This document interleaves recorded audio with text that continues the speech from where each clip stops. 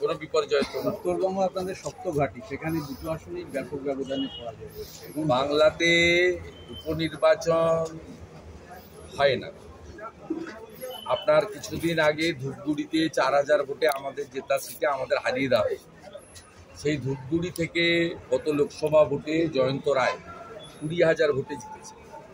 এই মাদারিহাটে যখন সাধারণ নির্বাচন হবে তখন 30-40 হাজার ভোটে বিজেপি প্রার্থী জিতেছে।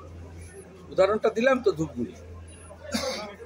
অতএব এটা নিয়ে টকশোতে আপনারা বলতে পারেন, এটা নিয়ে আমরা ভাবিত না। এবং গতকালও আমি বলেছিলাম যে পশ্চিমবঙ্গে উপনির্বাচনের ফল নিয়ে এখানে ভোটই হয় না উপনির্বাচনে।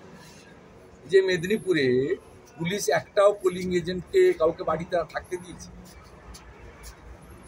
আগের দিন শালবনী, চাঁদড়া কাউকে থাকতে দিয়েছে? আমাকে রাত্রে এখানে এসে প্রেস কনফারেন্স করতে হয়েছে লোকগুলোকে, মানে যাতে বেঁচে থাকে এমনভাবে অত্যাচার সেখানে করা হয়েছে। এমনকি ভারতীয় জনতা পার্টির শক্তি কেন্দ্র প্রমুখ, তার বাচ্চার জন্মদিনের খাওয়ার প্যান্ডেল পর্যন্ত ভাঙা হয়েছে। এত অমানবিক। নির্বাচন 26-এ হবে এবং মহারাষ্ট্রের মতোই নির্বাচন। তবে এক্ষেত্রে আমি বিরোধী দলনেতা, আমি সংগঠনের আভ্যন্তরীণ বিষয়ে নাক গলাই না, যুক্তও থাকি। আমি শুধু একটা জিনিস উপলব্ধির মধ্য দিয়ে বলতে পারি, কারণ আমি সিপিএমের বিরুদ্ধে লড়াই করেছি, গণ আন্দোলন করেছি এবং অনেক গণ আন্দোলনে বর্তমান শাসক দলের নেতৃত্বে তখন হয়েছে 11-র আগে, তাতে প্রত্যক্ষভাবে যুক্ত থেকেছি, কেস খেয়েছি ইত্যাদি। তাতে দুটো জিনিস আমার উপলব্ধিতে এসেছে: নির্বাচনমুখী সংগঠন এবং আন্দোলনমুখী দল বা মোর্চা। এটা আমাদের করা উচিত। আমাদের হাতে মাত্র 1 বছর আছে, ভোটাররা প্রস্তুত আছে এবং সকলেই 26-এর জন্য অপেক্ষায়। এই 6টা আসন নিয়ে কেউ ভাবেনি।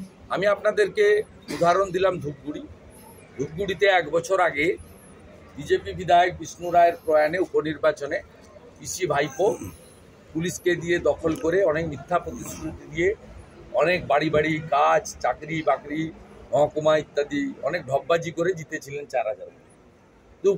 যখন জেনারেল ভোট হয়েছে আমরা জিতেছি 20,000, এই মাস 6 আগে, গত এপ্রিল-মে মাসে।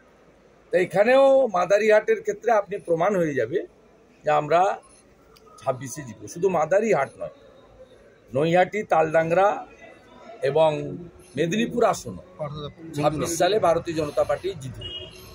হাড়োয়া আমরা কোনোদিনই জিতিনি, ভবিষ্যতেও জিতব না, কারণ সেখানে 80% মুসলমান থাকে।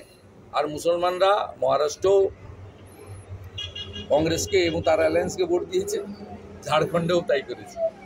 আর সিতাইতেও প্রায় 40% কাছাকাছি মুসলমান আছে।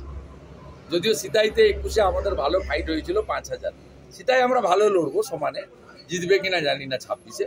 তা আপনি আমার নাম করে লিখে রাখুন, কারণ ওপারেই তো আমি ফাঁকা করে দিয়েছি পূর্ব মেদিনীপুরে। আমার কাঁথি পুরসভা জোর করে দখল করে মমতা ব্যানার্জির গুন্ডারা 22 সালে দখল করে জিতেছিল কাঁথি পুরসভা। মমতা ব্যানার্জি বিধানসভায় দাঁড়িয়ে আমাকে বলতেন, আপনি আপনার এলাকায় হেরে গেছেন।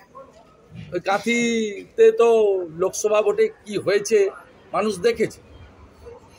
21টা ওয়ার্ডের মধ্যে 19টা ওয়ার্ডে বিজেপি, 50,000 ভোটে আমি কাঁথি জিতিয়েছি। 25,000 লিড আছে দক্ষিণে, 24,000 ভোটে। বঙ্গ বিজেপির নেতৃত্বে